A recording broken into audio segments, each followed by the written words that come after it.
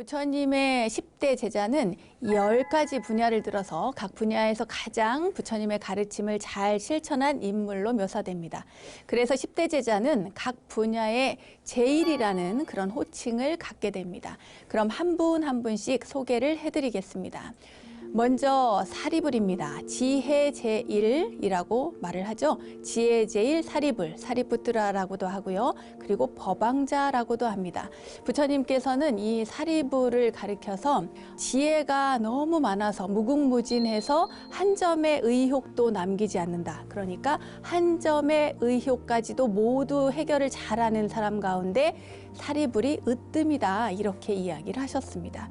우리 반야심경 할 때 연불할 때 사리자 나오잖아요. 사리라는 여성의 아들이라는 뜻입니다. 아들 자자를 써서 원래부터가 아주 총명했대요. 영재, 수재, 천재쯤 되는 모양입니다.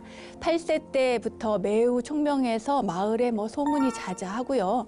그리고 어려서부터 일찍 학문을 접해서 모르는 게 없었답니다. 이 사리불과 아주 절친하죠. 중마고우로서 목걸련이 있습니다. 이 목걸련 존자와 함께 일찍부터 그 당시에 육사외도 가운데 하나죠. 그 회의론자인 산자야의 문화로 들어갑니다. 이 회의론이라는 것을 잠깐 말씀을 드리면요.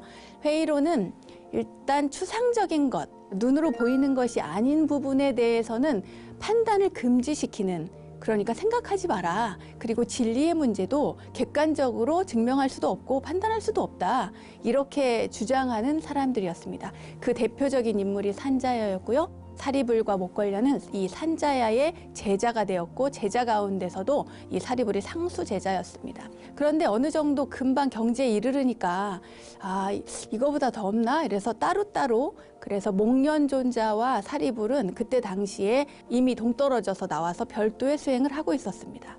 그러던 어느 날 사리불이 외출을 했는데요. 거기에서 길거리에서 아싸지라고 하는 비구를 봅니다. 그 비구의 모습을 보고 굉장히 뭔가 감동을 받아요. 저렇게 고요할 수가 있나? 어떻게 저렇게 평온할 수가 있을까? 그리고 위험이 있으면서도 그렇다고 너무 근엄하지 않고, 그러면서도 자비롭고 따뜻하고, 뭔가 이렇게 평온하고 따뜻한 느낌이 너무 좋아서 가서 묻습니다. 아싸지에게 물어요. 당신은 누굽니까? 그리고 당신은 누구의 제자입니까? 이렇게 묻습니다. 그러니까 저는 고타마 시타르타라는 사람의 제자입니다 하고 아싸지가 이야기를 합니다. 그래서 어떻게 하면 당신 같은 수행자를 제자로 둘 수 있지? 그분은 도대체 어떠한 가르침을 줍니까? 라고 묻습니다. 그러자 아싸지가 이야기하기를, 나의 스승 고타마 시타르타께서는, 우리가 부처님이라고 부르는 그분께서는 이 세상에 일어나는 모든 일들에게는 반드시 원인이 있다. 그리고 그 원인을 어떻게 소멸시키는지, 그리고 소멸하는 방법에 대해서 이야기를 해줍니다. 이렇게 얘기를 해요. 그러니까 뭔가 탁 하고 와닿는 게 있었던 거예요, 사리불이. 그래서 정말 그런 것이 진리라면 내가 그동안 뭔가 잘못 알고 있었구나 라고 생각을 하고 그분을 내가 만나러 가야겠다고 생각을 합니다. 어디 계시냐고 묻죠. 그래서 부처님을 찾아가기로 마음을 먹습니다. 그런데 찾아가려니까 누가 마음에 걸려요. 누구? 바로 중마고우인 목걸련이 마음에 걸립니다. 그래서 목련존자에게 가요. 내가 말이야 하면서 아싸지 비구를 만났을 때 그 이야기를 목련존자에게 다 해주고, 나는 그래서 출가를 할 생각이네. 그 고타마라고 하는 분의 제자로 나는 들어갈 생각인데 자네는 어떻게 하겠나 하니까 목련존자가 자네가 그렇게 믿고 확실하다고 이야기한다면 나도 가겠네, 이렇게 얘기를 하는 거예요. 그래서 가서 이야기를 해요. 스승님인 그 산자에게도 얘기를 하고 그 대중들에게도 이야기를 하는데 250명의 대중이 함께 모두 따라가겠다고 이야기를 하는 거예요. 대단하지 않습니까? 그래서 250명을 데리고 부처님에게 출가를 하게 됩니다. 그때요, 그 모든 제자를 한꺼번에 잃었잖아요. 한두 명을 잃은 것이 아니라 전 제자를 다 잃은 산자야. 이 산자야가 그때 피를 토하고 죽었다는 얘기가 있습니다. 좀 가슴 아픈 이야기죠. 어쨌거나 부처님에게 간 사리불, 그리고 목련존자. 부처님께서는 멀리서 오는 이 둘을 보고는 드디어 나에게 오는구나 하시고 그 앞으로 저 두 사람이 우리 교단에서 아주 중요한 그리고 훌륭한 사람이 될 것이다 라고 말씀을 하셨다고 합니다. 사리불은 그렇게 해서 부처님께 귀의하고 출가해서 무려 44년간을 부처님의 상수 제자로서 교단을 안정시키고 이끌었던 그런 중요한 인물인데요. 이분은 그 아싸지에 대한 그 첫 느낌, 첫 감동을 평생 잊지 않고 계셨던 모양입니다. 그래서 평생 살면서 아싸지 비구, 그 처음 만났던 그 아싸지 비구가 계시는 쪽으로는 다리도 뻗지 않았대요. 항상 그분을 생각하고 존경하는 마음 그리고 감사하는 마음을 가지고 살았다고 합니다. 그리고 재밌는 일화가 하나 더 있죠. 사리불 존자가 그 중요한 일을 한 적이 한 번 있습니다. 늘 중요하지만 특히나 중요한 일을 한 적이 있어요. 뭐냐면 그 데바다tta의 그런 어떤 이간질이랄까요?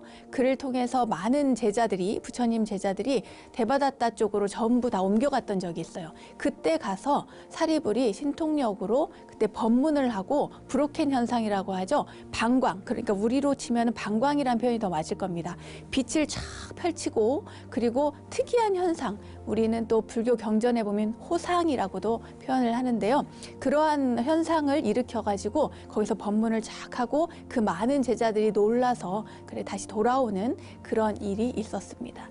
이 사리불은 나중에 부처님보다 먼저 돌아가십니다. 먼저 인멸에 들게 되는데요. 고향으로 돌아가서 거기서 죽게 돼요. 근데 고향에서 동생이 마지막 시봉을 했다고 합니다. 그리고 동생이 유골함에 담아서 유골과 그리고 가사와 바루를 가지고 부처님께 갖다 드렸다고 해요.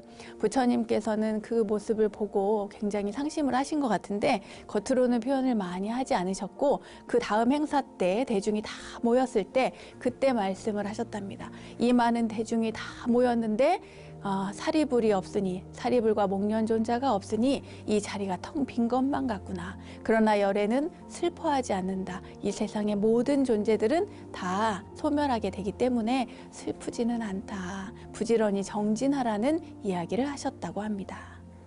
다음은 두 번째 신통제일 목련존자입니다. 목련존자, 목걸련이라고도 하고요. 목갈라나라고도 합니다. 바라문족 출신이고 마가다국 왕사성 밖의 콜리타촌의 사람으로 알려져 있습니다. 목련존자는 아까도 말씀드린 것처럼 신통제일, 그러니까 신통력이 가장 뛰어난 그런 분이었어요. 여섯 가지 신통력을 우리 불교에선 이야기를 하는데 먼저 신족통, 천안통, 천이통, 타심통, 숙명통, 누진통입니다.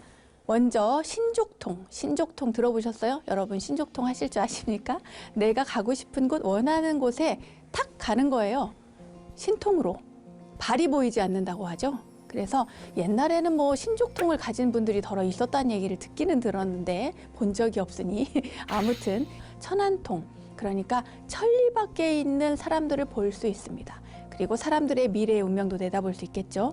그 다음에 천이통, 듣는 겁니다. 천리 밖에 있는 소리를 듣는데요. 여러분, 천리 밖에 있는 소리를 어떻게 들을까요? 그 천이통을 가지고 있었다고 하고, 타심통, 이 타심통은 좀 하실 수 있는 분들이 많이 있을 것 같습니다.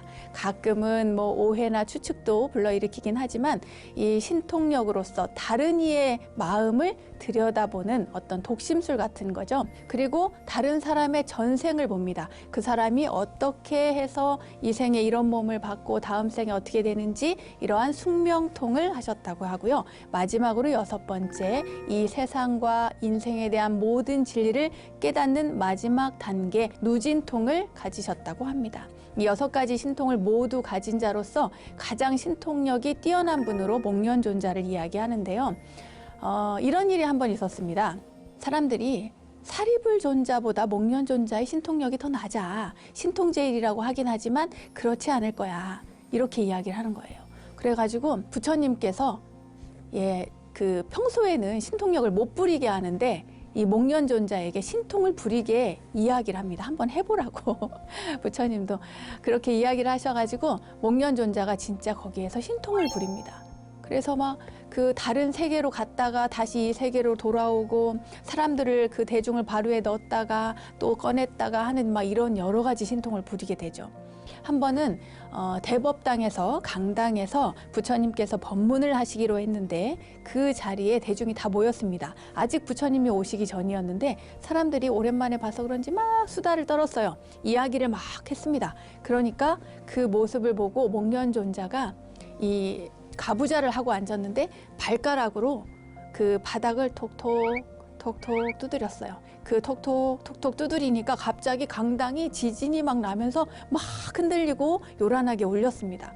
이래서 그 대중들이, 그 자리에 모인 대중들이 엄청 놀라고 그 모두가 침묵하고 고요히 앉아서 부처님을 기다리게 되었다는 그런 재밌는 이야기도 전해져 오고 있습니다. 목련존자 하면 이 이야기를 아마 다 아실 겁니다. 백중 우란분절에 얽힌 이야기인데요.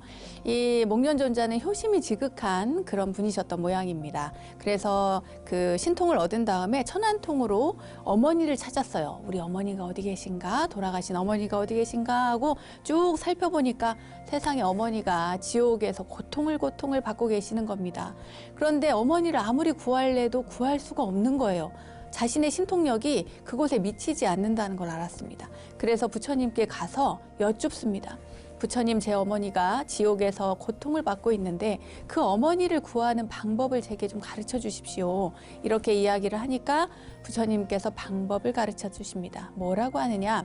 훌륭한 스님들께 공양을 올려라. 그분들께 공양을 올리되 어머니의 이름으로, 어머니를 위하는 마음으로 그분들께 공양을 올리면 그 공덕으로 어머님을 구할 수 있을 것이다. 부처님께서 가르쳐 주셔가지고요, 스님들을 모셔서 그분들에게 공양을 올립니다. 그리고 실제로 그 공양의 공덕으로 어머님을 지옥에서 구해내는 데 성공을 하죠. 이것을 기려서 음력 7월 15일 날 우란분절에 어머니뿐만 아니라 우리 조상님들을 위해서 기도하고 제사를 모시는 그런 전통이 아직까지도 남아져 있습니다.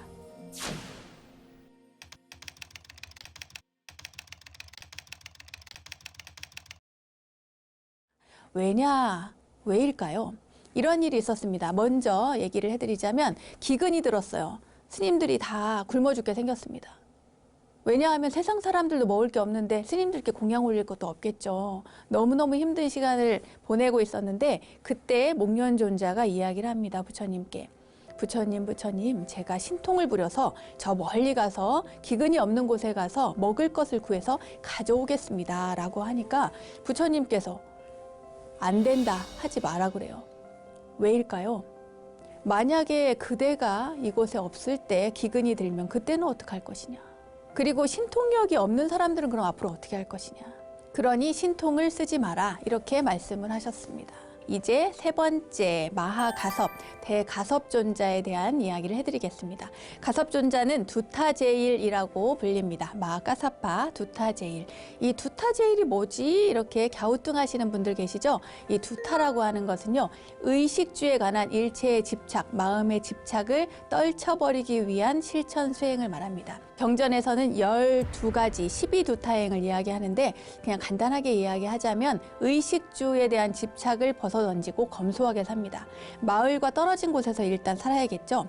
근사한 집이나 정자나 이런 곳에 사는 게 아니고요, 숲에서 삽니다. 무덤과 무덤 사이에 살거나 아니면 나무 아래에서 삽니다. 그리고 언제나 걸식을 하고요, 그리고 하루 한 끼를 드시고 언제나 앉아 있습니다. 누워 있으면 안 돼요. 앉아서 있고 사람들이 다 보이는 곳, 그러니까 어디 어두운 곳에 혼자 있는 곳에 토굴에 이렇게 들어있는 게 아니고, 들어앉아 있는 게 아니고 다 보이는 곳에서 앉아 계신다는 겁니다. 저는 그 무엇보다도 눕지 않는다는 것이 참 어려울 것 같아요. 이러한 두타 수행을 하는, 그리고 겉으로 보기에도 너무나 남루한 목장, 다 떨어진 무덤가에서 그 버려진 옷들이나 또 그 뭐랄까요, 남들이 입다 버린 옷들, 그런 옷들을 기워서 이렇게 입으니까 얼마나 남루하고 그렇게 살겠어요. 이러한 생활을 하는 분이지만 원래는 대부호의 아들이었습니다. 이 마하가섭존자는 일찍부터 출가에 마음을 두고 출가하고 싶었는데 아들이 하나밖에 없었어요. 그래서 부모님이 그렇게 결혼하라고 압박을 하는데 나중에 도저히 압박을 못 이기고 조각을 하나 합니다. 사람을 시켜서 금빛 조각상을 보여주면서 부모님께 만약에 이렇게 생긴 여인이 있다면, 정말 똑같이 생긴 여인이 있다면 저는 그때는 제가 이 여인과 결혼을 하겠습니다. 그러니 저에게 너무 강요하지 마십시오 라고 이야기를 합니다. 이 부모님도 대단하신 분이에요. 어디서 발견을 했는지 그 조각상과 금빛 조각상과 정말 똑같이 생긴 여인을 찾아서 데리고 옵니다. 그러니까 가섭존자가 어땠겠어요? 그냥 뭐 입을 꾹 다물고 하는 수 없이 결혼을 하게 되죠. 신기하게도 이 혼인을 한 여인 부인도 출가의 뜻이 있었던 거예요. 그래서 가섭존자와 이 부인은 결혼을 했으나 결혼 생활을 하지 않고 순결한 상태로 무려 12년을 보냈다고 합니다. 나중에 부모님이 돌아가시면 출가를 하자 이렇게 약속을 했답니다. 실제로 부모님이 돌아가신 다음에 그 어마어마한 재산을 다 나누어 주고 가섭존자는 출가를 해요. 그리고 길을 갑니다. 함께 집을 나와서 갈림길에서 이렇게 이야기를 하죠. 그대는 저쪽으로 가시오, 나는 이쪽으로 가겠소 해가지고 출가를 했다고 합니다. 그러니까 그 부호의 아들로 그렇게 부유하게 살던 사람이 두타행, 이 의식주를 다 포기한 그런 생활을 이어가고 있었는데요. 얼마나 정진을 열심히 하셨는지 그 대중들이 다 부처님과 함께 공양을 받을 때 항상 숲에서 멀리서 오니까 늦게 도착을 하곤 했습니다. 그래서 어느 날 이 가섭존자가 그 대중들이 다 모여서 공양을 받으러 가야 되는데 늦게 도착을 해가지고 문이 닫혀 있는 거예요. 대문이 닫혀 있고 거기에 시종이 하는 이야기가 이미 그 석가의 자식들, 석자들은 모두 다 들어갔으니 안으로 모실 수 없다 이런 이야기를 해요. 왜냐하면 부처님 제자로 보이지 않았거든요. 너무 허술하고 지저분하고 막 남루하니까 가섭존자가 더 이상 들어갈 생각을 안 하고 나옵니다. 그 길가를 쭉 따라 내려오는데 거기에 어떤 여인이 이렇게 몸을 칭칭 감고 거기에서 이렇게 그 미음을 마시려고 해요. 그런데 그 미음을 마시려고 하는 그 여인에게 가서 가섭존자가 하는 말이 그 공양을 제게 주십시오 하는 거예요. 근데 이 여인이 문둥병 환자였던 겁니다. 문둥병 환자에게 내가 아무리 이렇게 몸을 칭칭 감고 다 가렸더라도 내가 문둥병 환자인 게 표가 날 텐데 왜 내가 마시려고 하는 이 공양물을 자기에게 달라고 하지? 이상한 거예요. 그래서 이 여인이 그 병이 굉장히 심각한 상태였던 모양입니다. 그래, 세상 사람들은 다 나에게 가까이 하지 않는데 이 내가 먹을 것을 내 것을 달라고? 그래서 이 환자에게 좀 뭔가 안 좋은 마음이 생겼는지요. 그 공양 그릇에 손가락을 넣어서 이렇게 휘 저었습니다. 휘 저으니까 이 손가락이 빠지는 거예요. 손가락이 떨어져서 그 주관으로 떨어집니다. 그러고는 그걸 드려요. 하니까 가섭존자가 그걸 감사히 세상에 손가락을 건져내고 그걸 다 마십니다. 그걸 마실 줄은 몰랐던 거예요. 이 문둥병 환자가 이 여인이 너무 감동을 받습니다. 이 세상 모든 사람들이 나를 멀리하고 더럽다 하고 가까이 오지 않으려 하는데 세상에 내가 먹던 것, 심지어 내 손가락이 빠진 것을 갖다가 이렇게 드시다니 너무 고맙습니다 하면서 눈물을 흘리고 나서 그 자리에서 죽게 되는데요. 죽은 다음에 바로 천상에 태어나게 됩니다. 왜? 가섭존자에게 공양을 올린 그 공덕으로 천상에 태어났다는 그런 이야기가 있습니다. 대단하죠, 여러분? 가섭존자에 대한 이야기는 이것뿐만 아니라 다양한 이야기들이 많이 전해져 옵니다. 지난번에 첫 번째 시간이었죠. 제1결집에 관한 이야기는 다 말씀을 드렸기 때문에 간단하게 짚고 넘어가겠습니다. 부처님께서 돌아가신 이후에, 인멸 후에 경과 유를 그 결집을 하게 되는 결정적인 계기를 마련을 했고, 그리고 리더로서 500명의 아라한들을 모집을 해가지고 결집을 하게 되죠. 이 가섭존자의 역할은 여기에서 끝나는 것이 아니고요. 이 가섭존자는 선종에서 굉장히 존경을 받습니다. 선종 법맥 가운데 제1조로 추앙을 받거든요. 왜냐? 여기에는 이유가 있습니다. 삼처전심이라고 여러분 들어보셨어요? 삼처전심. 불교의 조사선에 교회별전이 되었다는 이야기 아시나? 들어보셨나 모르겠습니다. 말하자면 부처님의 말씀, 가르침 이외에 전해져 내려오는 것, 그것이 바로 뭐냐면 심인이라는 겁니다. 마음에서 마음으로 전해져 내려왔다. 대표적인 것이 바로 가섭존자와 부처님 사이에 있었던 이야기입니다. 세 가지가 있는데요. 다자탑전 분반자라는 게 있고요. 영산회상 거여마, 그리고 니련하반 곽시쌍부, 니련하반 곽시쌍부 이 세 가지입니다. 다자 탑전 분반자 이것은 부처님께서 그 사이구 극고도건에서 설법을 하고 계셨는데요. 늦게 도착을 합니다. 우리 가섭존자는 약간 시간관념이 없으셨는지 잘 늦게 도착을 하셨어요. 그랬는데 부처님께서 대중이 다 있는데 자리 꽉 찼는데 늦게 도착한 가섭존자에게 잘 왔다 가섭이여 하면서 세상에 부처님이 앉은 자리에 이 옆으로 이렇게 옮기면서 반틈을 이 반쪽을 가섭존자에게 자리를 내줬다는 이야기입니다. 그래서 다자 탑전 분반좌, 반좌를 내줬다 해서 이런 이야기가 내려옵니다. 그 정도로 인정을 받았다는 거죠. 그 다음에 두 번째입니다. 두 번째는 영산회상 거여마. 여러분 여마미소 이런 이야기 많이 들으셨죠? 송나라 오명이 쓴 전등회요에 나오는 이야기입니다. 부처님께서 영산회상, 그러니까 영축산이죠. 영축산의 영산회상에 계실 때 그때 하늘의 대범천왕이 부처님께 금색 발화화, 그 연꽃을 이렇게 공양을 올리셨을 때 부처님께서 이 연꽃을 쫙 들어 올리셨어요. 대범천왕에게서 받아서 연꽃을 쫙 들어 올렸는데 대중들이 와 하고 이제 넋을 놓고 그 모습을 바라보고 있었습니다.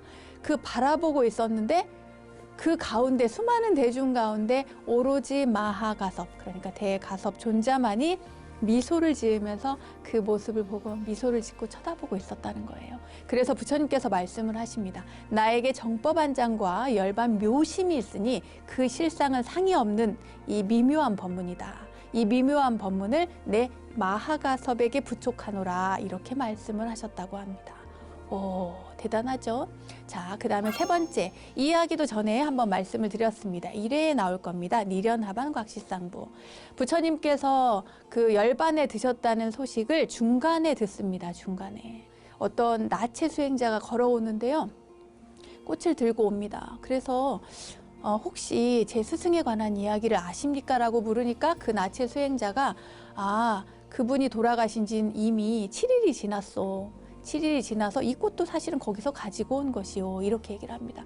그 얘기를 듣고 그 대중들이 전부 다 슬피 울어요. 근데 가섭존자가 서둘러서 그곳에 갑니다. 서둘러서 막 가는데 이미 그때 부처님께서는 그 대중들이 그 향나무를 다 모아서 쌓고, 그러니까 지금의 화장을 생각을 하시면 되겠어요. 나무를 다 쌓고 그 관 안에 부처님을 모시고 그 위에 올려놓고 불을 아무리 지펴도 불이 안 붙는 거예요. 그 드디어 7일이 지난 다음에 가섭존자가 도착을 해서 그 다음에 합장을 하고 그곳을 세 바퀴를 돕니다. 부처님의 다비장을 세 바퀴를 돌고 발 있는 쪽을 잡고 통곡을 하니까 어찌하여 이렇게 빨리 열반에 드시나이까 하면서 통곡을 하니까 그때 부처님께서 두 발을 관 밖으로 이렇게 내시면서 광명을 보이셨대요. 이 일을 가지고 니련하반 곽시쌍부라고 합니다. 이 세 가지 삼처전심, 부처님께서 마하가섭 존자에게 마음을 보여주신 거죠. 마음을 전해주신 거죠. 이 세 가지 일화를 통해서 가섭 존자가 얼마나 중요한 인물이었는지 저희는 알 수가 있습니다. 다음은 아나율 존자입니다. 천안제일로 알려져 있죠. 아누루따라고도 합니다. 이 지혜의 눈, 천안통을 하신 분으로 알려져 있는데요. 원래 아나율 존자는 석가족 출신이고 굉장히 부귀한 그런 존재였습니다. 아나율 존자가 출가를 할 즈음에 그때 형제가 있었는데요. 형에게 출가의 결심을 말할 때 형도 똑같이 출가 결심을 말해서 둘 다 출가를 할 것인가 말 것인가, 누가 출가할 것인가, 누가 집을 지킬 것인가 이런 대화를 많이 했다고 합니다. 왜냐하면 부모님이 가만히 있지 않을 거거든요. 반드시 대를 이어야 할 누군가는 남아 있어야 되는데 결국에는 아나율 존자가 출가를 하고 형님이 가업을 잇는 것으로 그렇게 결론이 났습니다.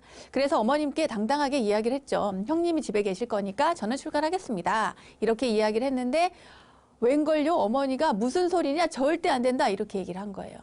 그래서 어머님께서 아들이 워낙 출가하겠다고 하니까 그때 당시에 볼 때 석가족에 누가 제일 많이 놀았냐면요. 바띠아라고 하는 그 아이가 청년이 있었는데 그 바띠아가 제일 많이 놀았대요. 그래가지고 그 바띠아가 출가한다 그러면 내가 너도 보내주마. 이렇게 얘기를 한 거죠. 왜냐? 절대로 출가할 거라는 생각을 못 했던 거예요. 그래서 이 아나율이 바띠아에게 갑니다. 바띠아는 출가할 이유가 전혀 없었어요. 왜냐하면 왕이 서열 몇 번째에 해당이 됐고 그리고 부족한 게 하나도 없고 놀고 먹는 게 너무 좋고 너무 좋아서 출가할 마음이 전혀 없었는데 이 아나율 존자가 가서 바띠아를 계속 설득을 합니다. 출가하자. 그리고 네가 출가해야 내가 출가한다. 그리고 이 세상의 모든 것들을 다 버리고 부처님도 출가하지 않았냐. 너도 소용이 없다. 출가해라. 열심히 설득을 해가지고 바띠아 존자도 출가를 하고, 그리고 이 부처님 따라서 아나율 존자도 출가하고, 그때 당시에 출가한 사람이 어마어마하게 많았어요. 아난다 존자도 그랬죠, 또 우빨리도 그랬죠, 데바다타도 그랬죠. 막 줄줄줄줄 출가를 하게 됩니다. 이때 7명이 한꺼번에 출가를 했다고 해요. 그런데 이 아나율 존자는 처음에 의지와는 관계없이 저도 경험이지만 행자 때 엄청 졸립니다. 왜냐하면 갑자기 생활 패턴이 바뀌잖아요. 새벽에 일찍 일어나야 되죠. 뭐 예불 해야 되죠. 기도해야 되죠. 뭐 부엌에 가서 일해야 되죠. 뭐 할 일이 너무 많은 거예요. 그랬는데 이 아나율 존자도 마찬가지였는지 너무 고된 생활에 힘들어서 부처님께서 설법하실 때 그 자리에서 꾸벅꾸벅 졸고 있었습니다. 그래서 어느 날 부처님께서 대중들을 다 내보내고, 대중들이 비웃었거든요. 아나율 존자가 조는 걸 보고. 근데 대중들이 다 내보낸 다음에 아나율 존자를 이렇게 부릅니다. 불러서 야단을 쳐요. 조용하게. 너는 도를 찾아서 출가한 것이 아니냐. 도대체 처음에 그 출가의 결심은 어디로 간 것이냐. 어떻게 이렇게 졸 수가 있냐. 이렇게 부처님이 나무라니까 아나율 존자가 다시는 졸지 않겠습니다. 제가 이 몸이 썩어 부서질지라도 부처님 앞에서 절대로 졸지 않겠습니다. 앞으로는 눈을 아예 안 감을 겁니다. 이렇게 얘기를 한 거예요. 부처님 앞에서 약속을 한 거예요. 눈을 안 감겠다고. 여러분, 눈을 안 감아 보세요. 어떻게 살아요? 눈 깜빡이는 거야 뭐 그렇다 치고, 눈을 안 감고 밤에도 자야 되는데 눈을 안 감고 잘 수 있나요? 안 되잖아요. 그런데 아나율 존자는 열심히 진짜 부처님과의 약속을 지키기 위해서 눈을 감지 않았던 거예요. 진짜로 잠을 안 자고. 그러니까 어떻게 돼요? 눈이 안 좋아지겠죠, 당연히. 그 눈이 안 좋아지고 또 점점 시력을 잃습니다. 그런데 부처님께 그렇게 야단을 맞았는데 아나율이 그 약속을 어길 수는 없었죠. 그래서 계속 눈을 뜬 상태로 지내서 세상에 눈이 뜬 상태로 눈이 멀었다고 합니다. 근데 눈이 멀었는데 대신에 법의 눈, 지혜의 눈, 천안을 얻게 된 거죠. 이런 일화가 있어요. 어느 날 날씨도 안 좋고 막 비도 오고 바람도 불고 하는데 교단에 행사가 있었어요. 모든 승가 대중이 전부 다 모여서 해야 되는 행사인데, 이 아나율 존자가 내가 이렇게 날씨도 굽고 하니까 나는 신통력도 부를 줄 알고 하니 천안통으로 그 멀리 있는 내용을 다 볼 수 있으니까 나는 이 자리에서 내가 머무는 이 토굴에 있고 행사에 참여하지 않겠다고 그렇게 해요. 그런데 그 소식을 들은 부처님께서 그 제자를 시켜서 아나율 존자에게 보냅니다. 보내서 하는 이야기가, 모든 대중이 참여하는 행사니 아나율 존자도 이곳에 반드시 참석하라고 말씀하십니다. 그리고 오실 때에는 신통을 쓰지 말고 반드시 걸어서 오시라고 말씀을 하셨습니다. 이렇게 얘기를 해요. 그러니까 부처님은 신통력을 써가지고 뭔가 이렇게 은근슬쩍 넘기는 이런 것들을 절대 용납을 안 하셨던 거예요. 그래서 아나율 존자가 그 험한 산길을, 숲에서 지내셨으니까 험한 산길을, 비도 오고 바람도 불고 막 앞도 안 보이고 캄캄한 그 길을 진짜 부딪히고 깨지고 무너지면서 이 신통을 전혀 쓰지 않으니까, 눈이 안 보이니까 어떻게 하겠어요. 다 부딪히고 넘어지고 하죠. 그 넘어져서 산길을 와서 행사에 참여를 했고, 그리고 그 이후에는 단 한 번도 행사에 빠진 적이 없다고 합니다. 이런 일화가 있습니다. 다음은 아난존자입니다. 아난다라고도 하죠. 여러분 다 아실 겁니다. 다문제일. 그리고 우리가 경전을 보면 항상 나오죠. 여시아문이라고 하는 여시아문의 나아자는 바로 이 아난존자를 이야기합니다. 석가족 출신이고요. 아까도 얘기했던 것처럼 아나율 존자가 출가할 때 함께 출가한 사람입니다. 부처님의 사촌 아우로도 알려져 있고요. 제바달다도 그때 함께 또 출가를 했죠. 그 제바달다와는 형제지간입니다. 그 누구보다도 부처님의 설법을 가장 많이 들은 인물로 알려져 있죠. 그래서 제1결집 때에 큰 역할을 했습니다.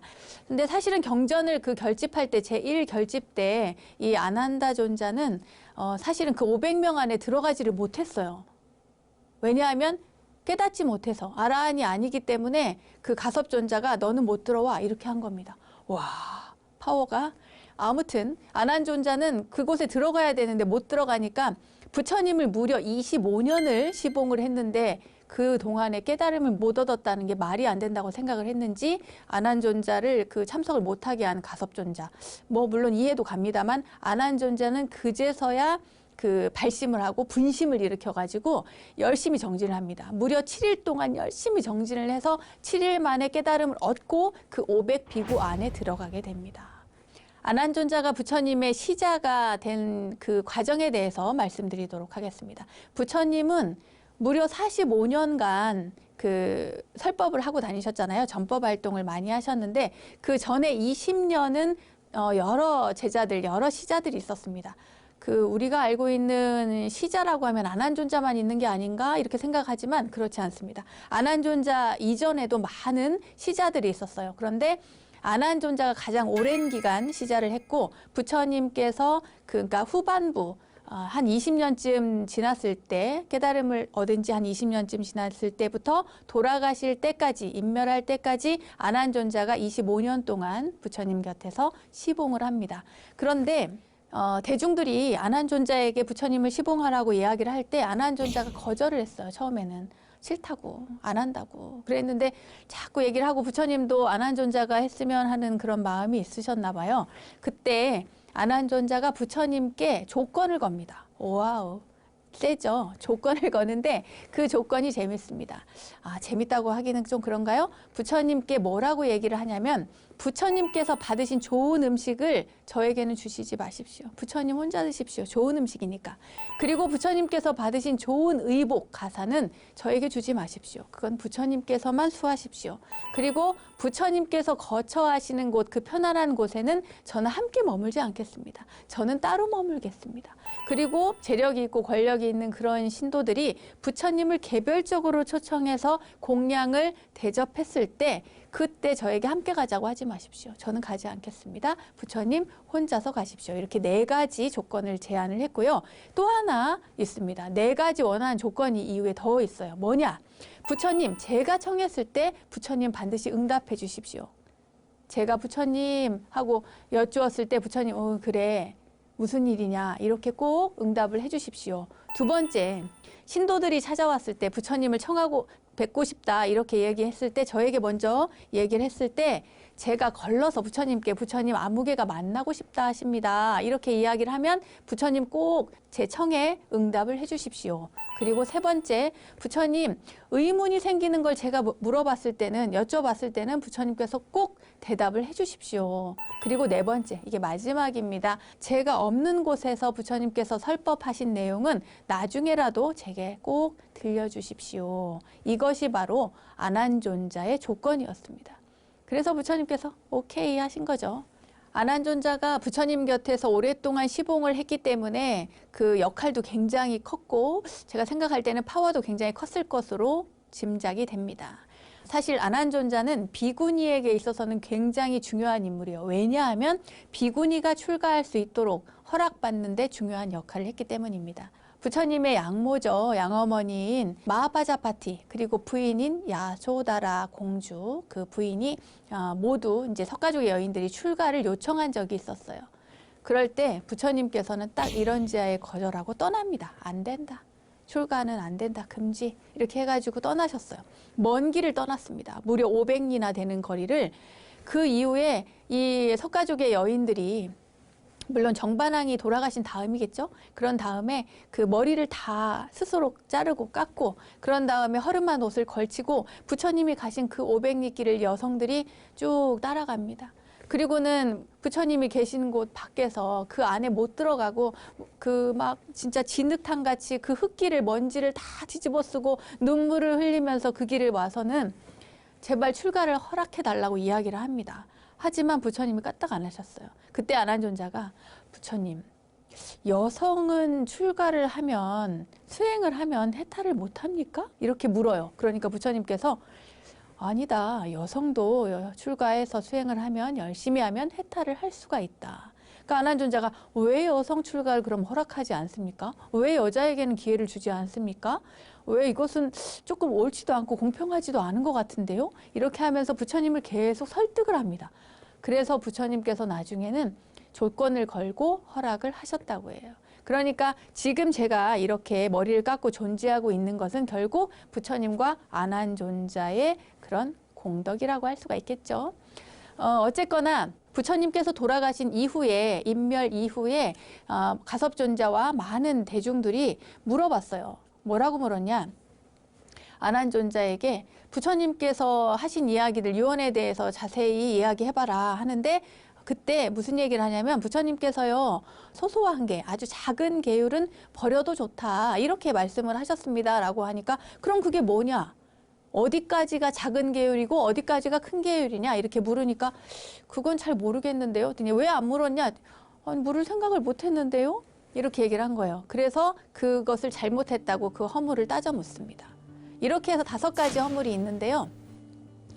아난존자의 허물, 바로 이 소소계를 묻지 않았다는 점, 어디까지가 소소계인지 묻지 않았다는 점이 첫 번째고요. 두 번째는 부처님의 가사를 밟은 적이 있대요. 그래서 부처님의 가사를 밟은 허물, 그리고 세 번째, 부처님이 인멸하셨을 때 제일 먼저 그때 여인들이 알고 그 길에서 돌아가셨으니까요. 길을 가던 여인들이 부처님이 돌아가신 걸 알고 거기서 부처님 유체 앞에 조문을 하면서 눈물을 흘렸어요. 그러니까 부처님이 돌아가신 그 몸에 여인의 눈물이 떨어진 거예요. 그 눈물 자국을 남게 했다고 그래서 그걸 허용한 조문을 허용한 아난존자에게 따져 묻습니다. 잘못했다 그렇게 하면 안 된다 이렇게. 그리고 네 번째는 부처님께 왜 더 머물라고 이 세상에 더 머물게 청하지 않았냐. 부처님께 일곱 동안 아주 오랜 시간 동안 부처님이 이 땅에 계시도록 네가 옆에서 시자하면서 청했어야지 왜 안 청했냐 이렇게 따져 물은 거죠. 그리고 5번째 여성 출가는 그럼 왜 그렇게 허용하게 했냐. 부처님이 안 된다고 했으면 안 되는 거지 왜 네가 나서서 그렇게 허락하게 만드냐 이렇게 따져 물었답니다. 이것이 바로 5가지 아난존자에게 그 따져 물은 말하자면 뭐 허물 같진 않지만 허물이라고 하는 이야기가 있습니다. 부처님의 10대 제자 가운데 오늘은 5분의 제자분들에 대해서 이야기를 해드렸는데요. 다음 시간에는 나머지 5분 10대 제자 이야기를 전해드리겠습니다. 불교 지식을 내 안에 원불대 지식인 오늘은 여기까지입니다.